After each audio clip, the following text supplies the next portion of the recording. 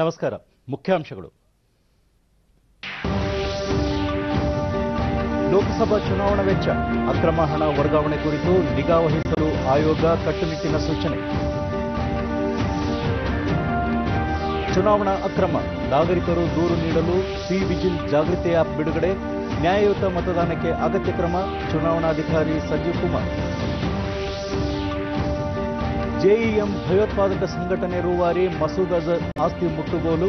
ವಿಶ್ವಸಂಸ್ಥೆ ಭದ್ರತಾ ಮಂಡಳಿ ಮಹತ್ವದ ನಿರ್ಣಯ. ಹಾಗೂ ನ್ಯೂಜಿಲೆಂಡ್ ಮಸೀದಿ ದಾಳಿ ಪ್ರಕರಣ ಮೃತರ ಸಂಖ್ಯೆ 49ಕ್ಕೆ ಏರಿಕೆ.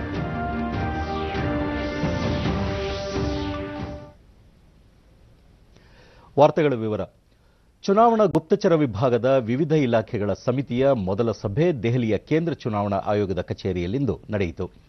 ಮುಖ್ಯ ಚುನಾವಣಾ ಆಯುಕ್ತ ಸುನಿಲ್ ಅರೋರಾ ಅಧ್ಯಕ್ಷತೆಯಲ್ಲಿ ನಡೆದ ಸಭೆಯಲ್ಲಿ ಪ್ರತಿ ಲೋಕಸಭಾ ಕ್ಷೇತ್ರದಲ್ಲಿ ವಿವಿಧ ರಾಜಕೀಯ ಪಕ್ಷಗಳು ಮತ್ತು ಅಭ್ಯರ್ಥಿಗಳ ವೆಚ್ಚ ಕುರಿತು ನಿಗಾ ವಹಿಸಲು ಸೂಚಿಸಲಾಯಿತು. ಪ್ರತಿ ಲೋಕಸಭಾ ಕ್ಷೇತ್ರದ ವ್ಯಾಪ್ತಿಯಲ್ಲಿ ಸಾರಿಗೆ ಹಾಗೂ ಅಕ್ರಮ ಮದ್ಯ ಸಾಗಣೆ, ಮಾದಕ ದ್ರವ್ಯ, ನಕಲಿ ನೋಟುಗಳ ಚಲಾವಣೆ ಸೇರಿದಂತೆ ಇನ್ನಿತರೆ ಅಕ್ರಮಗಳಿಗೆ ಕಡಿವಾಣ ಹಾಕುವ ನಿಟ್ಟಿನಲ್ಲಿ ಅನುಸರಿಸಬಹುದಾದ ಕ್ರಮಗಳ ಕುರಿತು ಚುನಾವಣಾ ಗುಪ್ತಚರ ವಿಭಾಗದ ವಿವಿಧ ಇಲಾಖೆಗಳ ಅಧಿಕಾರಿಗಳೊಂದಿಗೆ ಚರ್ಚಿಸಲಾಯಿತು. ಚುನಾವಣಾ ಸಂದರ್ಭದಲ್ಲಿ ಆರ್ಥಿಕ ಅಪರಾಧಗಳ ತಡೆ ನಿಟ್ಟಿನಲ್ಲಿ ವಿವಿಧ ಕಾನೂನು ಜಾರಿ ಸಂಸ್ಥೆಗಳ ನಡುವೆ ಮಾಹಿತಿ ವಿನಿಮಯ ಮತ್ತು ಸಮನ್ವಯ ಅತ್ಯಗತ್ಯ ಎಂದು ಆಯುಕ್ತರು ಇದಕ್ಕಾಗಿ ಜಿಲ್ಲೆ, ರಾಜ್ಯ ಮತ್ತು ರಾಷ್ಟ್ರಮಟ್ಟದಲ್ಲಿ ಸಮನ್ವಯ ಯೋಜನೆ ಕುರಿತು ನೀಲನಕ್ಷೆ ರೂಪಿಸಲು ಸೂಚಿಸಿದರು. ಅಕ್ರಮ ಹಣ ಮತ್ತು ಸರಕು ವರ್ಗಾವಣೆ ತಡೆಯಲು ಬಂದರುಗಳು, ಅಂತಾರಾಜ್ಯ ಮತ್ತು ಅಂತಾರಾಷ್ಟ್ರೀಯ ಗಡಿ ಭಾಗದಲ್ಲಿ ಬಿಗಿ ಬಂದೋಬಸ್ತ್ ಕಲ್ಪಿಸಬೇಕು ಹಾಗೂ ಹೆಚ್ಚುವರಿ ನಿಗಾ ವಹಿಸಬೇಕು ಎಂದು ಸೂಚಿಸಿದರು. ಪ್ರತಿ ಲೋಕಸಭಾ ಕ್ಷೇತ್ರದಲ್ಲಿ 50% ವಿವಿಪ್ಯಾಟ್ ಚೀಟಿಗಳ ಎಣಿಕೆ ಮಾಡಬೇಕೆಂಬ ಪ್ರತಿಪಕ್ಷಗಳ ಅರ್ಜಿ ಕುರಿತಂತೆ ಪ್ರತಿಕ್ರಿಯೆ ನೀಡುವಂತೆ ಚುನಾವಣಾ ಆಯೋಗಕ್ಕೆ ಸುಪ್ರೀಂ ಕೋರ್ಟ್ ನೋಟಿಸ್ ಜಾರಿ ಮಾಡಿದೆ. ಮತದಾನದ ವೇಳೆ ಮತದಾರರು ತಮ್ಮ ಆಯ್ಕೆಯ ಅಭ್ಯರ್ಥಿಗೆ ಮತ ಚಲಾಯಿಸಿರುವ ಕುರಿತು ಖಚಿತಪಡಿಸಿಕೊಳ್ಳಲು ವಿದ್ಯುನ್ಮಾನ ಮತಯಂತ್ರಗಳಿಗೆ ವಿವಿಪ್ಯಾಟ್ ವ್ಯವಸ್ಥೆಯನ್ನು ಜೋಡಿಸಲಾಗಿರುತ್ತದೆ. ಪ್ರತಿ ಲೋಕಸಭಾ ಕ್ಷೇತ್ರದಲ್ಲಿನ ವಿವಿಪ್ಯಾಟ್ ಚೀಟಿಗಳ ಪೈಕಿ 50% ಕಡ್ಡಾಯವಾಗಿ ಪರಿಶೀಲನೆ ಮಾಡುವಂತೆ 21 ರಾಜಕೀಯ ಪಕ್ಷಗಳು ಸುಪ್ರೀಂ ಕೋರ್ಟ್ಗೆ ಅರ್ಜಿ ಸಲ್ಲಿಸಿದ್ದವು. ಅರ್ಜಿಗಳ ವಿಚಾರಣೆ ನಡೆಸಿದ ಮುಖ್ಯ ನ್ಯಾಯಮೂರ್ತಿ ರಂಜನ್ ಗೊಗೊಯ್ ನೇತೃತ್ವದ ಪೀಠ ಈ ಕುರಿತು ಪ್ರತಿಕ್ರಿಯೆ ನೀಡುವಂತೆ ಹಾಗೂ ಈ ವಿಚಾರಣೆಯಲ್ಲಿ ನ್ಯಾಯಾಲಯಕ್ಕೆ ಸಹಕರಿಸಲು ಪ್ರತಿನಿಧಿಯನ್ನು ನಿಯೋಜಿಸುವಂತೆ ಚುನಾವಣಾ ಆಯೋಗಕ್ಕೆ ಸೂಚಿಸಿದೆ. ಈ ಕುರಿತ ವಿಚಾರಣೆಯನ್ನು ನ್ಯಾಯಾಲಯ ಇದೇ ತಿಂಗಳ 25ಕ್ಕೆ ಮುಂದೂಡಿದೆ. ಚುನಾವಣಾ ಸಂದರ್ಭದಲ್ಲಿ ಮಾದರಿ ನೀತಿ ಸಂಹಿತೆ ಉಲ್ಲಂಘನೆ ಪ್ರಕರಣಗಳನ್ನು ದಾಖಲು ಮಾಡಲು ಕೇಂದ್ರ ಚುನಾವಣಾ ಆಯೋಗ ಪರಿಚಯಿಸಿರುವ ಸಿ ವಿಜಿಲ್ ನಾಗರಿಕ ಜಾಗೃತಿ ಆನ್ಲೈನ್ ಅಪ್ಲಿಕೇಶನ್ ಅನ್ನು ರಾಜ್ಯದ ಮುಖ್ಯ ಕೇಂದ್ರ ಚುನಾವಣಾಧಿಕಾರಿ ಸಂಜೀವ್ ಕುಮಾರ್ ಬೆಂಗಳೂರಿನಲ್ಲಿಂದು ಬಿಡುಗಡೆಗೊಳಿಸಿದರು.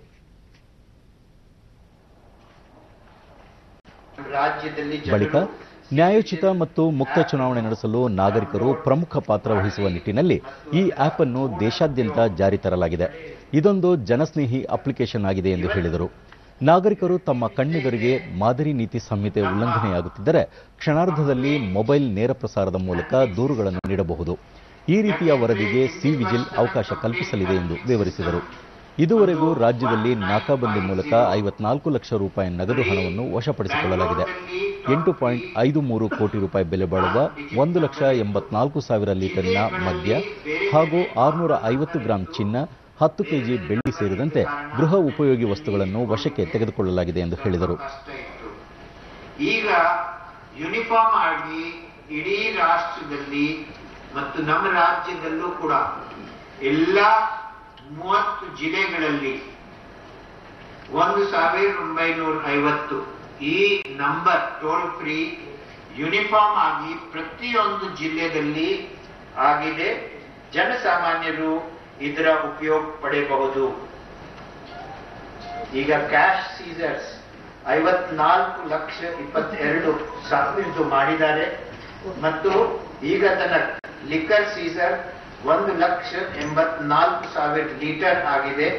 ಅದರ ಮೌಲ್ಯ ಸುಮಾರು 8,53,00,000 ಅಷ್ಟು ಇದೆ ಮತ್ತು ಈಗ ತನಕ 650 ಗ್ರಾಂ ಗೋಲ್ಡ್ ಮತ್ತು 10 KG silver, total 40 KG silver worth 18.17 lakhs ಅಷ್ಟಕ್ಕೆ ಆಗಿದೆ.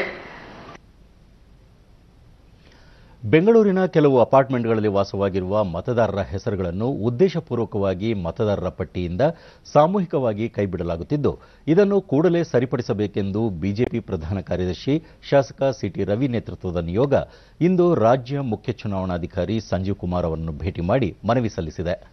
ಮತದಾರರ ಪಟ್ಟಿಯನ್ನು ಸಿದ್ಧಪಡಿಸುತ್ತಿರುವ ಅಧಿಕಾರಿಗಳು ಮತದಾರರ ಹೆಸರುಗಳನ್ನು ಕೈಬಿಡುವ ಮೂಲಕ ಪ್ರಜಾತಂತ್ರ ವ್ಯವಸ್ಥೆಗೆ ಧಕ್ಕೆ ಉಂಟು ಮಾಡುವ ಕೆಲಸದಲ್ಲಿ ತೊಡಗಿರುವುದು ತಮ್ಮ ಗಮನಕ್ಕೆ ಬಂದಿದ್ದು, ಇದನ್ನು ಕೂಡಲೇ ಸರಿಪಡಿಸಬೇಕು. ಸಂಬಂಧಪಟ್ಟ ಅಧಿಕಾರಿಗಳ ವಿರುದ್ಧ ಕಠಿಣ ಕ್ರಮ ಕೈಗೊಳ್ಳಬೇಕು ಎಂದು ನಿಯೋಗ ಒತ್ತಾಯಿಸಿದೆ. ಮತದಾರರ ನಿವಾಸಗಳ ಮೇಲೆ ಬಿಜೆಪಿ ಧ್ವಜ ಹಾರಿಸುವುದಕ್ಕೂ ಕೆಲವು ಚುನಾವಣಾಧಿಕಾರಿಗಳು ನಿರ್ಬಂಧ ಹೇರುತ್ತಿದ್ದು, ಈ ಸಂಬಂಧ ಅಧಿಕಾರಿಗಳಿಗೆ ಸೂಕ್ತ ನಿರ್ದೇಶನ ನೀಡಬೇಕು ಎಂದು ನಿಯೋಗ ಒತ್ತಾಯಿಸಿದೆ. ಲೋಕಸಭಾ ಚುನಾವಣೆಗೆ ಜೆಡಿಎಸ್ ಕಾಂಗ್ರೆಸ್ ನಡುವೆ ಕ್ಷೇತ್ರಗಳ ಹಂಚಿಕೆಯಾಗಿದ್ದು, ಅಭ್ಯರ್ಥಿಗಳ ಆಯ್ಕೆ ವಿಚಾರ ಬಾಕಿ ಉಳಿದಿದೆ. ನಾಳೆ ದೆಹಲಿಯಲ್ಲಿ ನಡೆಯಲಿರುವ ಕಾಂಗ್ರೆಸ್ ಕೇಂದ್ರೀಯ ಚುನಾವಣಾ ಸಮಿತಿ ಸಭೆಯಲ್ಲಿ ನಮ್ಮ ಪಕ್ಷದ ಅಭ್ಯರ್ಥಿಗಳ ಆಯ್ಕೆ ಅಂತಿಮವಾಗಲಿದೆ ಎಂದು ಸಮ್ಮಿಶ್ರ ಸರ್ಕಾರದ ಸಮನ್ವಯ ಸಮಿತಿ ಅಧ್ಯಕ್ಷ ಸಿದ್ದರಾಮಯ್ಯ ಮೈಸೂರಿನಲ್ಲಿಂದು ತಿಳಿಸಿದರು. ಹಾಲಿ ಸಂಸದರಿರುವ ತುಮಕೂರು ಲೋಕಸಭಾ ಕ್ಷೇತ್ರವನ್ನು ಕಾಂಗ್ರೆಸ್ಗೆ ಬಿಟ್ಟುಕೊಡುವಂತೆ ಕೇಳಿಬಂದಿರುವ ಒತ್ತಾಯದ ಹಿನ್ನೆಲೆಯಲ್ಲಿ ಈ ವಿಚಾರವನ್ನು ನಾಳಿನ ಸಭೆಯಲ್ಲಿ ಕಾಂಗ್ರೆಸ್ ಅಧ್ಯಕ್ಷ ರಾಹುಲ್ ಗಾಂಧಿ ಹಾಗೂ ಪಕ್ಷದ ಉಸ್ತುವಾರಿ ಕೆಸಿ ವೇಣುಗೋಪಾಲ್ ಅವರೊಂದಿಗೆ ಚರ್ಚಿಸುವುದಾಗಿ ಹೇಳಿದರು. ಮಂಡ್ಯ ಲೋಕಸಭಾ ಕ್ಷೇತ್ರದಿಂದ ಸುಮಲತಾ ಅವರು ನಮ್ಮ ಪಕ್ಷದ ಅಭ್ಯರ್ಥಿಯಾಗಿ ಸ್ಪರ್ಧಿಸುವುದಿಲ್ಲ, ಪಕ್ಷೇತರರಾಗಿ ಸ್ಪರ್ಧೆಗೆ ಇಳಿಯುತ್ತಾರೆ ಎಂಬುದು ತಮಗೆ ಗೊತ್ತಿಲ್ಲ. ಈ ಕ್ಷೇತ್ರವನ್ನು ಮಿತ್ರಪಕ್ಷ ಜೆಡಿಎಸ್ಗೆ ಬಿಟ್ಟುಕೊಡಲಾಗಿದ್ದು, ಅಭ್ಯರ್ಥಿಯನ್ನಾಗಿ ಕಣಕ್ಕೆ ಯಾರನ್ನು ಇಳಿಸಬೇಕು ಎಂಬ ವಿಚಾರ ಆ ಪಕ್ಷಕ್ಕೆ ಬಿಟ್ಟದ್ದು ಎಂದರು. ಕಾಂಗ್ರೆಸ್ ಅಭ್ಯರ್ಥಿಗಳ ಪರವಾಗಿ ಪ್ರಚಾರ ಮಾಡಲು ರಾಹುಲ್ ಗಾಂಧಿ ಹಾಗೂ ಕಾರ್ಯಾಧ್ಯಕ್ಷೆ ಪ್ರಿಯಾಂಕಾ ವಾದ್ರಾ ಜತೆಗೆ ಹಿರಿಯ ಮುಖಂಡ ಗುಲಾಂ ನಬಿ ಆಜಾದ್ ಮತ್ತಿತರರು ರಾಜ್ಯಕ್ಕೆ ಆಗಮಿಸುವ ಸಾಧ್ಯತೆ ಇದೆ. ಕಾಂಗ್ರೆಸ್ ಪಕ್ಷದ ಅಭ್ಯರ್ಥಿಗಳು ಸ್ಪರ್ಧಿಸುವ ಎಲ್ಲ 20 ಕ್ಷೇತ್ರಗಳಲ್ಲಿ ಗೆಲುವು ಸಾಧಿಸಲಿದ್ದಾರೆ ಎಂಬ ವಿಶ್ವಾಸವನ್ನು ಅವರು ವ್ಯಕ್ತಪಡಿಸಿದರು. ರಾಷ್ಟ್ರೀಯ ಭದ್ರತೆ ವಿಚಾರವನ್ನು ಮುಂದಿಟ್ಟುಕೊಂಡು ರಾಜಕೀಯ ಲಾಭ ಗಳಿಸಲು ಬಿಜೆಪಿಯವರು ಪ್ರಯತ್ನಿಸುತ್ತಿರುವುದು ಸರಿಯಲ್ಲ ಎಂದು ಸಿದ್ದರಾಮಯ್ಯ ಹೇಳಿದರು. ಅವರು ನಮ್ಮ ಪಾರ್ಟಿಯಿಂದಂತೂ ನಿಲ್ಲದಿಲ್ಲ ಅಲ್ವಾ, ಅಷ್ಟು ಹೇಳ್ಬೋದು. ಬಿಜೆಪಿ ಪರೋಕ್ಷವಾಗಿ ಬೆಂಬಲವಾಗಿ ನಿಲ್ಲುವ ಸಾಧ್ಯತೆಗಳು ಕಾಣ್ತಾ ಇದೆ. ಎಲ್ಲಿ ನನಗೆ ಗೊತ್ತು, ಅವೆಲ್ಲ ಬಿಜೆಪಿ ವಿಚಾರ ನನಗೇನು ಗೊತ್ತು. ನಮ್ಮ ವಿಚಾರ ಕೇಳ್ರಿ, ಕಾಂಗ್ರೆಸ್ ವಿಚಾರನ, ಬಿಜೆಪಿ ವಿಚಾರ, ಜೆಡಿಎಸ್ ಅವೆಲ್ಲ ಯಾರು ಇದ್ರಪ್ಪ ಈಗಲೂ ಇದ್ದಾರೆ. ಗೊತ್ತಿಲ್ಲ ನನಗೆ ಅವ್ರು ಇಂಡಿಪೆಂಡೆಂಟ್ ನಿಲ್ತಾರೋ ಇಲ್ವೋ ಅಂತ ನನಗೇನು ಗೊತ್ತು. ನನ್ನ ಜೊತೆ ಮಾತಾಡಿಲ್ಲ. ರಾಹುಲ್ ಗಾಂಧಿ ಬರ್ತಾರೆ, ಪ್ರಿಯಾಂಕಾ ಗಾಂಧಿನೂ ಬರ್ಬೋದು. Other backward leaders like Ghulam Nabi Azad ಆ ಥರದವ್ರು ಯಾರು ಬೇರೆ ಬೇರೆ ಬರ್ಬೋದು. All the 20 we will win. ಬೆಂಗಳೂರಿನ ಹೋಟೆಲ್ ಒಂದರ ಮೇಲೆ ಆದಾಯ ತೆರಿಗೆ ಅಧಿಕಾರಿಗಳು ದಾಳಿ ನಡೆಸಿ ಗ್ರಾಮೀಣಾಭಿವೃದ್ಧಿ ಮತ್ತು ಪಂಚಾಯತ್ ರಾಜ್ ಇಲಾಖೆಯ ಅಧಿಕಾರಿಯೊಬ್ಬರಿಂದ 2 ಕೋಟಿ ರೂಪಾಯಿಗೂ ಅಧಿಕ ಮೊತ್ತದ ನಗದು ಹಣ ವಶಪಡಿಸಿಕೊಂಡಿರುವ ಬಗ್ಗೆ ಸಮಗ್ರ ತನಿಖೆ ನಡೆಸಬೇಕು ಹಾಗೂ ಅಧಿಕಾರಿಯನ್ನು ಬಂಧಿಸಬೇಕೆಂದು ಒತ್ತಾಯಿಸಿ ಬಿಜೆಪಿ ನಿಯೋಗ ಚುನಾವಣಾ ಆಯೋಗಕ್ಕೆ ದೂರು ಸಲ್ಲಿಸಿದೆ. ವಿಧಾನ ಪರಿಷತ್ ಸದಸ್ಯರಾದ ಎನ್ ರವಿಕುಮಾರ್, ತೇಜಸ್ವಿನಿ ಗೌಡ ನೇತೃತ್ವದ ಬಿಜೆಪಿ ನಿಯೋಗ ರಾಜ್ಯ ಮುಖ್ಯ ಚುನಾವಣಾಧಿಕಾರಿ ಸಂಜೀವ್ ಕುಮಾರ್ ಅವರನ್ನು ಭೇಟಿ ಮಾಡಿ ಮನವಿ ಸಲ್ಲಿಸಿದೆ.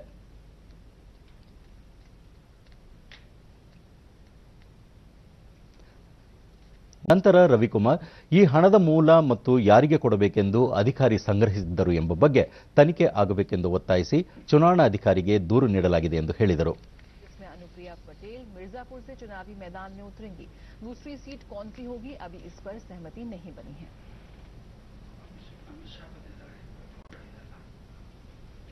ओडिशा को ಲೋಕಸಭಾ ಚುನಾವಣೆ ಸಮೀಪಿಸುತ್ತಿರುವ ಹಿನ್ನೆಲೆಯಲ್ಲಿ ರಾಜಕೀಯ ವಲಯದಲ್ಲಿ ಚಟುವಟಿಕೆಗಳು ಗರಿಗೆದರಿದೆ. ಬಿಜೆಪಿ ಮತ್ತು ಅಪ್ನಾದಳ್ ನಡುವೆ ಮತ್ತೊಮ್ಮೆ ಮೈತ್ರಿ ಏರ್ಪಟ್ಟಿದ್ದು, ಅಪ್ನಾದಳ್ ನಾಯಕಿ ಅನುಪ್ರಿಯಾ ಪಟೇಲ್ ದೆಹಲಿಯಲ್ಲಿಂದು ಬಿಜೆಪಿ ಅಧ್ಯಕ್ಷ ಅಮಿತ್ ಶಾ ಅವರೊಂದಿಗೆ ಸಮಾಲೋಚಿಸಿದರು. And the DMK announced constituencies to be contested by it and its allies, including the Congress, in the Lok Sabha polls. It's also named the coalition the Secular Progressive Alliance, and the DMK will be contesting from Chennai, Tuticorin, Pollachi and other Lok Sabha seats. The Congress has been allotted Sivaganga among other constituencies. जारी की गई सूची में मुख्यमंत्री और Telugu Desam party के अध्यक्ष N Chandrababu Naidu और उनके बेटे नारा लोकेश का नाम भी शामिल है। चंद्रबाबू नायडू के पुत्र लोकेश अमरावती राजधानी क्षेत्र के मंगलागिरी निर्वाचन क्षेत्र से अपना पहला चुनाव लड़ेंगे, जबकि चंद्रबाबू नायडू 7वें बार क्षेत्र से चुनाव लड़ेंगे। राज्य में कुल 175 विधानसभा सीटों के लिए चुनाव होना है।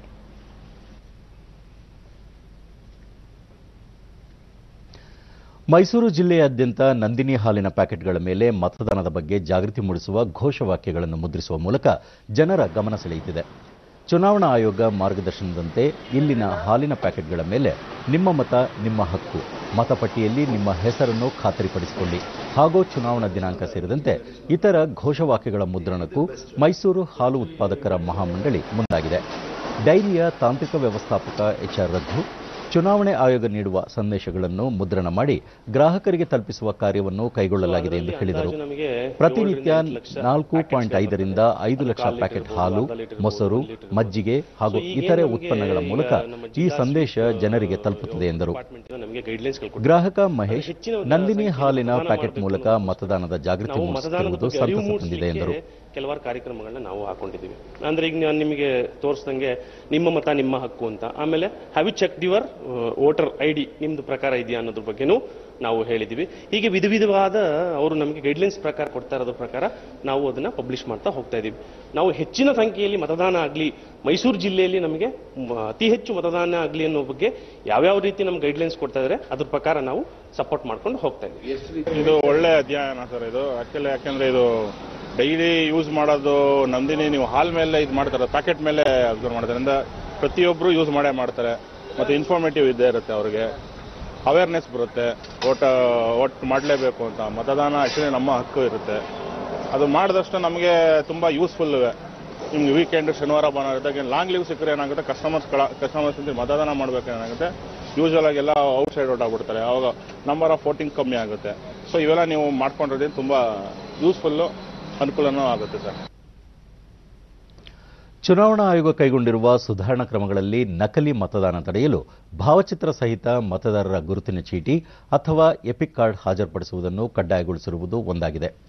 ಒಂದೊಮ್ಮೆ ಎಪಿಕ್ ಕಾರ್ಡ್ ಇಲ್ಲದಿದ್ದ ಪಕ್ಷದಲ್ಲಿ ಅರ್ಹ ವ್ಯಕ್ತಿಗಳು ಮತದಾನದಿಂದ ವಂಚಿತರಾಗದಂತೆ ಚುನಾವಣಾ ಆಯೋಗ 11 ಪರ್ಯಾಯ ದಾಖಲೆಗಳನ್ನು ಗುರುತಿನ ಪುರಾವೆಯಾಗಿ ಪರಿಗಣಿಸುತ್ತಿದೆ. ಈ ಕುರಿತು ಒಂದು ವರದಿ. ಪ್ರಜಾಪ್ರಭುತ್ವ ವ್ಯವಸ್ಥೆಯಲ್ಲಿ ಮತದಾನ ಅತ್ಯಂತ ಅಮೂಲ್ಯವಾದದ್ದು.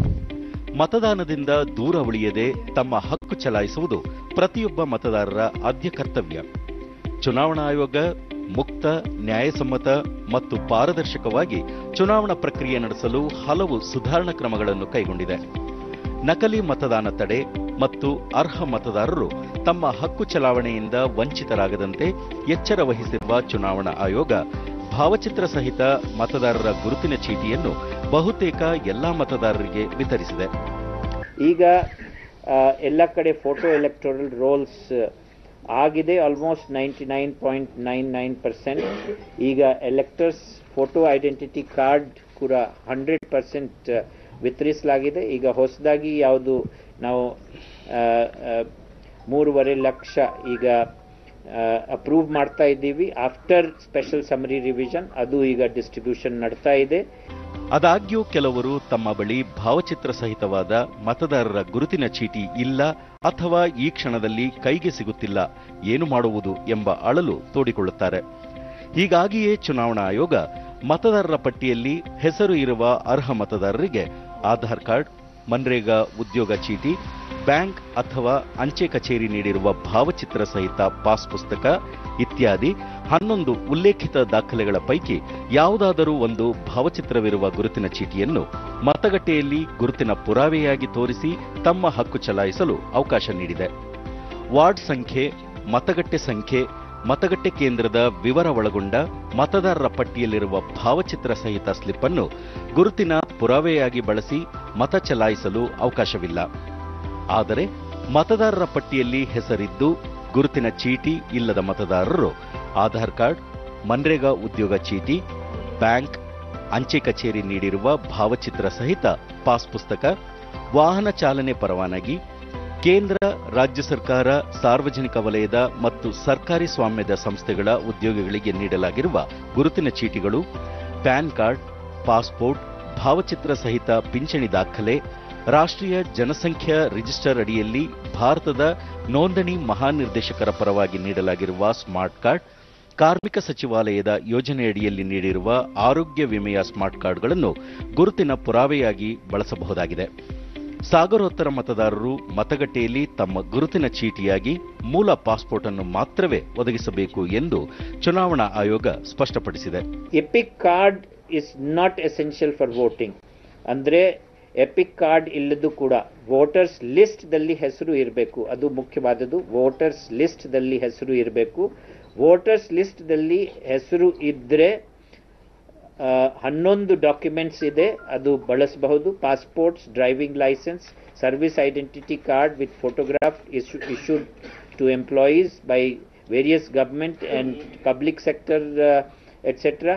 Passbooks with photograph issued by banks, post office, PAN card, smart card issued by Registrar General of India, MNREGA job card, health insurance smart card issued by Ministry of Labour, pension document with photographs, official identity card issued to MLAs, MLCs, MLAs, MPs, Aadhaar card. ಇದು ಎಲ್ಲ ಬಳಸಬಹುದು. ಬೆಂಗಳೂರು ಉತ್ತರ ಲೋಕಸಭಾ ಕ್ಷೇತ್ರದ ವ್ಯಾಪ್ತಿಯಲ್ಲಿ ನೂತನವಾಗಿ ನಿರ್ಮಿಸಿರುವ BJP ಕಚೇರಿಯನ್ನು ಪಕ್ಷದ ಹಿರಿಯ ನಾಯಕ ಹಾಗೂ ಕೇಂದ್ರ ಸಚಿವ ಡಿವಿ ಸದಾನಂದಗೌಡ ಇಂದು ಉದ್ಘಾಟಿಸಿದರು. ಶಾಸಕ ಸುರೇಶ್ ಕುಮಾರ್ ಸೇರಿದಂತೆ ಇತರೆ ಗಣ್ಯರು ಉಪಸ್ಥಿತರಿದ್ದರು.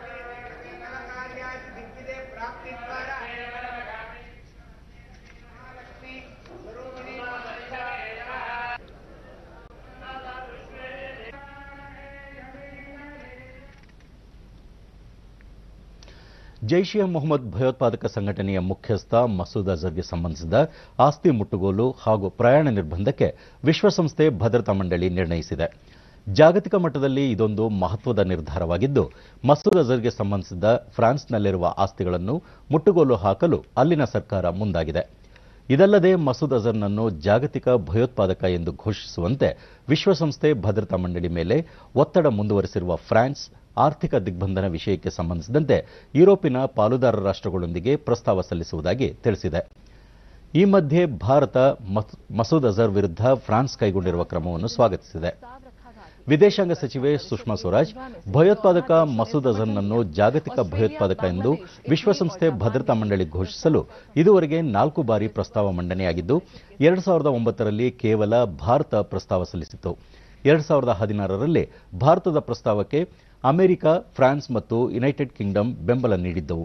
2017ರಲ್ಲಿ ಮಸೂದ್ ಅಜರ್ನನ್ನು ಜಾಗತಿಕ ಭಯೋತ್ಪಾದಕ ಎಂದು ಘೋಷಿಸುವಂತೆ ಅಮೆರಿಕ, ಫ್ರಾನ್ಸ್ ಮತ್ತು ಯುನೈಟೆಡ್ ಕಿಂಗ್ಡಮ್ ತಾವೇ ಪ್ರಸ್ತಾವ ಮಂಡಿಸಿದ್ದು, 2019ರಲ್ಲಿ ಸಹ ಪುನಃ ಪ್ರಸ್ತಾವ ಮಂಡಿಸಿವೆ. ಇದಕ್ಕೆ ಮಂಡಳಿಯ 15 ಸದಸ್ಯ ರಾಷ್ಟ್ರಗಳ ಪೈಕಿ 14 ರಾಷ್ಟ್ರಗಳು ಬೆಂಬಲಿಸಿವೆ. ಅಲ್ಲದೆ ಆಸ್ಟ್ರೇಲಿಯಾ, ಜಪಾನ್, ಬಾಂಗ್ಲಾದೇಶ ಮತ್ತು ಇಟಲಿ ಸಹ ಬೆಂಬಲ ನೀಡಿವೆ ಎಂದು ಸಚಿವೆ ಸುಷ್ಮಾ ಸ್ವರಾಜ್ ತಿಳಿಸಿದ್ದಾರೆ. ಗಡಿಯಾಚೆಗಿನ ಭಯೋತ್ಪಾದನಾ ದಾಳಿಗೆ ಭಾರತ ಬಲಿಪಶುವಾಗಿದೆ ಎಂದು ಉಪರಾಷ್ಟ್ರಪತಿ ಎಂ ವೆಂಕಯ್ಯನಾಯ್ಡು ಹೇಳಿದ್ದಾರೆ. ಆಂಧ್ರಪ್ರದೇಶದ ವಿಜಯವಾಡದಲ್ಲಿಂದು ಗೌರವ ಡಾಕ್ಟರೇಟ್ ಪುರಸ್ಕಾರ ಸ್ವೀಕರಿಸಿ ಮಾತನಾಡಿ, ಭಾರತ ನೆರೆ ರಾಷ್ಟ್ರಗಳೊಂದಿಗೆ ಸದಾ ಶಾಂತಿಯುತ ಸಹಬಾಳ್ವೆಯಲ್ಲಿ ವಿಶ್ವಾಸವಿರಿಸಿದೆ. ಆದರೆ ಭಯೋತ್ಪಾದನೆಯ ಬಲಿಪಶುವಾಗಿದ್ದು, ಈ ಜಾಗತಿಕ ಸಮಸ್ಯೆ ವಿರುದ್ಧ ಎಲ್ಲ ರಾಷ್ಟ್ರಗಳು ಕೈಜೋಡಿಸುವುದು ಅಗತ್ಯ ಎಂದರು.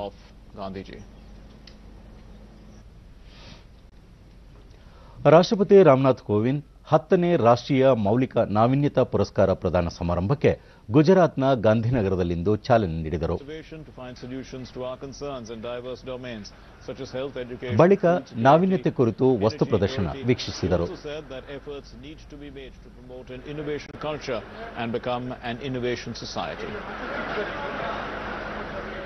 ನಂತರ ನಾವೀನ್ಯತೆ ಆಧಾರಿತ ಸಮಾಜ ನಿರ್ಮಾಣಕ್ಕೆ ಉತ್ತೇಜನ ಅಗತ್ಯ.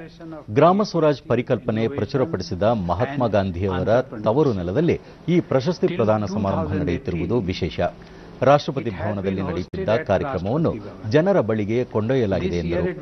ವಿಜ್ಞಾನ ಮತ್ತು ತಂತ್ರಜ್ಞಾನ ಸಚಿವಾಲಯದ ನಾವೀನ್ಯತಾ ಪರಿಕಲ್ಪನೆ ಆಹ್ವಾನಕ್ಕೆ ನಾಗರಿಕರಿಂದ ಉತ್ತಮ ಸ್ಪಂದನೆ ವ್ಯಕ್ತವಾಗಿದ್ದು, ದೇಶದ 18 ಭಾಷೆಗಳಲ್ಲಿ ಸುಮಾರು 10 ಲಕ್ಷ ನವೀನ ಪರಿಕಲ್ಪನೆಗಳು ಸಲ್ಲಿಕೆಯಾಗಿವೆ.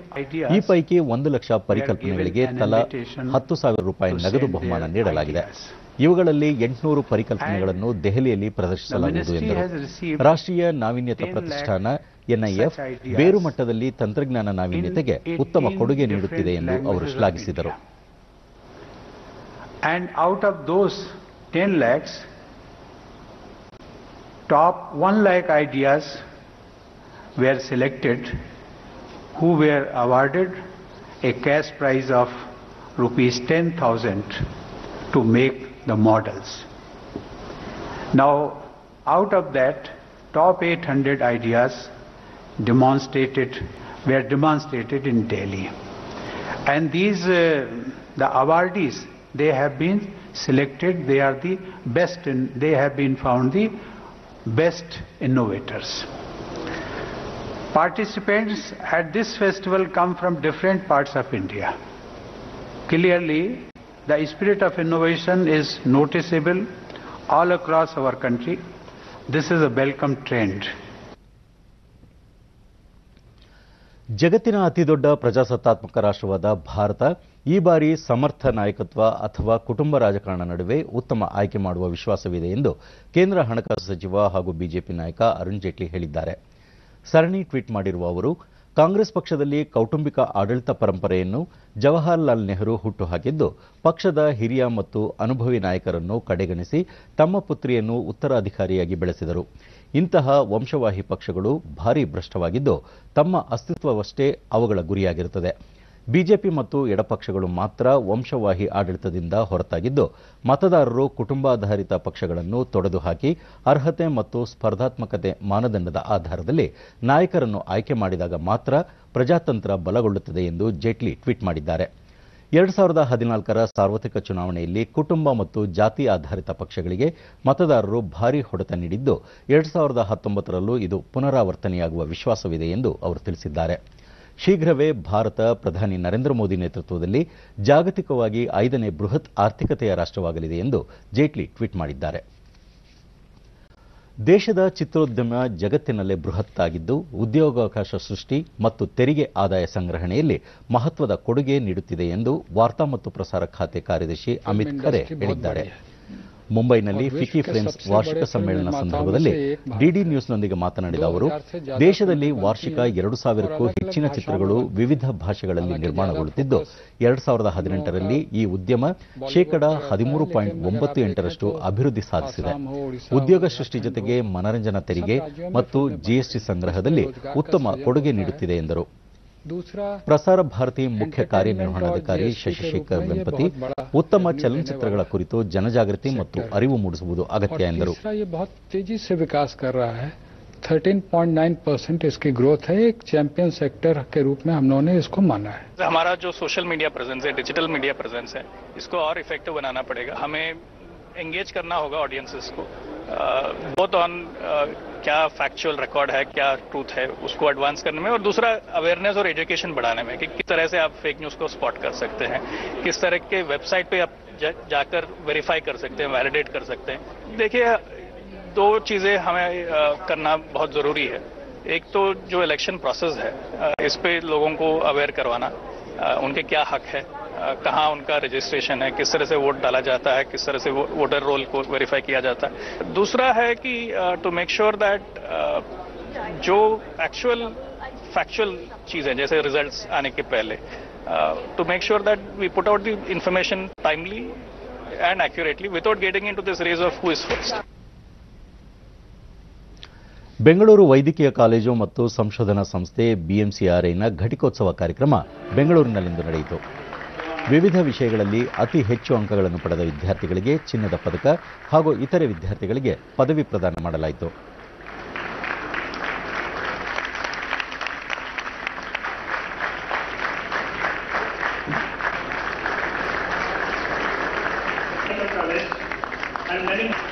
ಡೀನ್ ಹಾಗೂ ನಿರ್ದೇಶಕರೂ ಆದ ಡಾಕ್ಟರ್ ಎಚ್ಎಸ್ ಸತೀಶ್ ಸೇರಿದಂತೆ ಹಲವು ಗಣ್ಯರು ಉಪಸ್ಥಿತರಿದ್ದರು.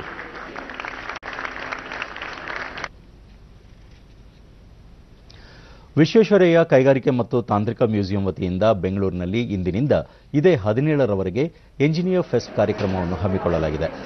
ವಿವಿಧ ಕಾಲೇಜುಗಳ ವಿದ್ಯಾರ್ಥಿಗಳಿಗೆ ಸ್ಪರ್ಧೆಗಳನ್ನು ಏರ್ಪಡಿಸಲಾಗಿದ್ದು, ಪರಿಸರ ಸಂರಕ್ಷಣೆ, ಮಳೆ ನೀರು ಕೊಯ್ಲು, ವಿದ್ಯುತ್ ಪ್ರಸಾರ, ಉಳಿತಾಯ ಮಾರ್ಗ ಕುರಿತ ಮಾದರಿಗಳು ಹಾಗೂ ಭಾರತ್ ಎಲೆಕ್ಟ್ರಾನಿಕ್ಸ್ ವತಿಯಿಂದ ವಿವಿಧ ಯಂತ್ರೋಪಕರಣಗಳ ಪ್ರದರ್ಶನಗಳು ನಡೆಯುತ್ತಿದ್ದು ನೋಡುಗರ ಮನಸೆಳೆಯುತ್ತಿದೆ.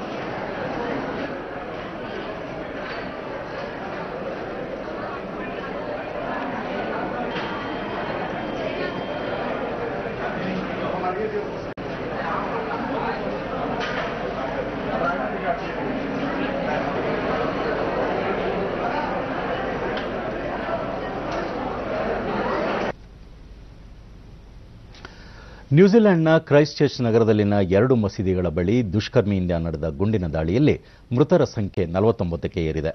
ಅಲ್ಲದೆ 20 ಮಂದಿ ಗಾಯಗೊಂಡಿದ್ದಾರೆ. ಶುಕ್ರವಾರದ ಮಧ್ಯಾಹ್ನದ ಪ್ರಾರ್ಥನೆಗಾಗಿ ಸೇರಿದ್ದ ಜನಸಮೂಹದ ಮೇಲೆ ದುಷ್ಕರ್ಮಿಗಳು ಏಕಾಏಕಿ ಗುಂಡಿನ ಮಳೆಗರೆದು ಈ ದುರಂತ ಸಂಭವಿಸಿದೆ. ದಾಳಿ ಸಂಬಂಧ 4 ಆರೋಪಿಗಳನ್ನು ಬಂಧಿಸಲಾಗಿದೆ. ಪ್ರಾರ್ಥನೆಗಾಗಿ ಮಸೀದಿಗೆ ಆಗಮಿಸಿದ್ದ ಬಾಂಗ್ಲಾದೇಶ ಕ್ರಿಕೆಟ್ ತಂಡದ ಆಟಗಾರರು ಸ್ವಲ್ಪದರಲ್ಲಿಯೇ ಪ್ರಾಣಾಪಾಯದಿಂದ ಪಾರಾಗಿದ್ದಾರೆ.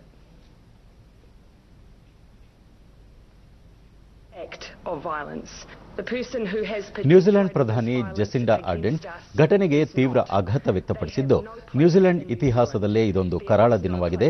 ಈ ದುಷ್ಕೃತ್ಯದ ವಿರುದ್ಧ ಸೂಕ್ತ ಕ್ರಮ ಜರುಗಿಸಲಾಗುವುದು. ದೇಶದ ಜನತೆ ಆತಂಕ ಪಡುವ ಅಗತ್ಯವಿಲ್ಲ ಎಂದು ಪ್ರತಿಕ್ರಿಯಿಸಿದ್ದಾರೆ. For now, my thoughts, and I'm sure the thoughts of all New Zealanders, are with those who have been affected and also with their families. My thoughts also to those in Christchurch who are still dealing with an unfolding situation. New Zealand police ಆಯುಕ್ತ mic bush ಮಸೀದಿ ಬಳಿ ನಡೆದ ಗುಂಡಿನ ದಾಳಿ ಪ್ರಕರಣಕ್ಕೆ ಸಂಬಂಧಿಸಿದಂತೆ 4 ಆರೋಪಿಗಳನ್ನು ಬಂಧಿಸಲಾಗಿದ್ದು ತನಿಖೆ ಕೈಗೊಳ್ಳಲಾಗಿದೆ ಎಂದು ಹೇಳಿದ್ದಾರೆ. There were a number of IEDs attached to vehicles that we also stopped. They've been made safe by the Defence Force, but that does go to the seriousness of this situation. The attackers were apprehended by local police staff. There's been some absolute acts of bravery. I'm hugely proud of our police staff, the way they responded to this. But let's not presume that the danger is gone. ಈ ನಡುವೆ Bangladesh New Zealand ವಿರುದ್ಧದ ಅಂತಿಮ cricket test ಪಂದ್ಯವನ್ನು ರದ್ದುಪಡಿಸಲಾಗಿದೆ.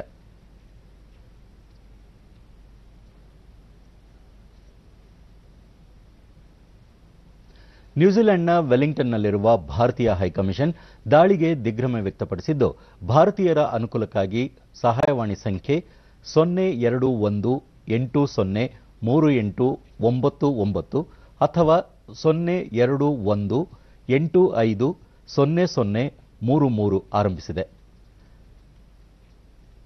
ಈ ಮಧ್ಯೆ ಪ್ರಧಾನಿ Narendra Modi New Zealand ಭಯೋತ್ಪಾದಕ ದಾಳಿಯನ್ನು ತೀವ್ರವಾಗಿ ಖಂಡಿಸಿದ್ದಾರೆ. ಈ ಘಟನೆ ಬಗ್ಗೆ ದಿಗ್ಭ್ರಮೆ ವ್ಯಕ್ತಪಡಿಸಿರುವ ಪ್ರಧಾನಿ ಘಟನೆಯಲ್ಲಿ ಮೃತಪಟ್ಟವರ ಆತ್ಮಕ್ಕೆ ಶಾಂತಿ ಕೋರಿದ್ದಾರೆ. ಗಾಯಗೊಂಡವರು ಶೀಘ್ರ ಗುಣಮುಖರಾಗಲಿ ಎಂದು ಹಾರೈಸಿದ್ದಾರೆ.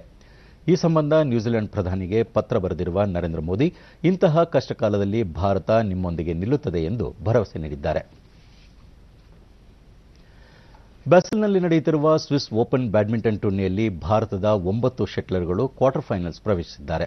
ಪುರುಷರ ಸಿಂಗಲ್ಸ್ ವಿಭಾಗದಲ್ಲಿ ಶುಭಾಕರ್ ಡೇ, ಬಿ ಸಾಯಿ ಪ್ರಣೀತ್ ಹಾಗೂ ಮಹಿಳೆಯರ ಸಿಂಗಲ್ಸ್ನಲ್ಲಿ ರಿಯಾ ಮುಖರ್ಜಿ 8ರ ಘಟ್ಟ ತಲುಪಿದ ಪ್ರಮುಖ ಆಟಗಾರರಾಗಿದ್ದಾರೆ. ಮಹಿಳೆಯರ ಡಬಲ್ಸ್ನಲ್ಲಿ ಅಶ್ವಿನಿ ಪೊನ್ನಪ್ಪ ಮತ್ತು ಎನ್ಸಿಕೆ ರೆಡ್ಡಿ, ಪುರುಷರ ಡಬಲ್ಸ್ನಲ್ಲಿ ಪ್ರಣವ್ ಜರಿ ಚೋಪ್ರಾ ಮತ್ತು ಚಿರಾಗ್ ಶೆಟ್ಟಿ ಹಾಗೂ ಮಿಶ್ರ ಡಬಲ್ಸ್ ವಿಭಾಗದಲ್ಲಿ ಎಂಆರ್ ಅರ್ಜುನ್ ಮತ್ತು ಕೆ ಮನಿಲ್ಲಾ ಕ್ವಾರ್ಟರ್ ಫೈನಲ್ ಪ್ರವೇಶಿಸಿದ ಭಾರತದ ಇನ್ನಿತರೆ ಶಟ್ಲರ್ಗಳಾಗಿದ್ದಾರೆ. ಇಂದು 8ರ ಹಂತದ ಪಂದ್ಯಗಳು ನಡೆಯಲಿವೆ. ಇನ್ನು ಹವಾವರ್ತಮಾನ.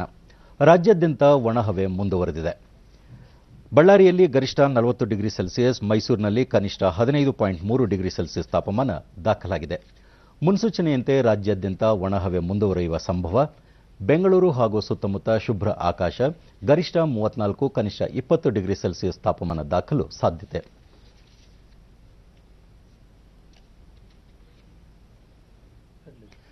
ಕೊನೆಯಲ್ಲಿ ಮತ್ತೊಮ್ಮೆ ಮುಖ್ಯಾಂಶಗಳು. ಲೋಕಸಭಾ ಚುನಾವಣಾ ವೆಚ್ಚ, ಅಕ್ರಮ ಹಣ ವರ್ಗಾವಣೆ ಕುರಿತು ನಿಗಾ ವಹಿಸಲು ಆಯೋಗ ಕಟ್ಟುನಿಟ್ಟಿನ ಸೂಚನೆ. ಚುನಾವಣಾ ಅಕ್ರಮ, ನಾಗರಿಕರು ದೂರು ನೀಡಲು ಸಿ ವಿಜಿಲ್ ಜಾಗೃತಿ ಆಪ್ ಬಿಡುಗಡೆ, ನ್ಯಾಯಯುತ ಮತದಾನಕ್ಕೆ ಅಗತ್ಯ ಕ್ರಮ, ಚುನಾವಣಾಧಿಕಾರಿ ಸಂಜೀವ್ ಕುಮಾರ್. ಜೆಇಎಂ ಭಯೋತ್ಪಾದಕ ಸಂಘಟನೆ ರೂವಾರಿ ಮಸೂದ್ ಅಜರ್ ಆಸ್ತಿ ಮುಟ್ಟುಗೋಲು, ವಿಶ್ವಸಂಸ್ಥೆ ಭದ್ರತಾ ಮಂಡಳಿ ಮಹತ್ವದ ನಿರ್ಣಯ. ಹಾಗೂ ನ್ಯೂಜಿಲೆಂಡ್ ಮಸೀದಿ ದಾಳಿ ಪ್ರಕರಣ, ಮೃತರ ಸಂಖ್ಯೆ 49ಕ್ಕೆ ಏರಿಕೆ.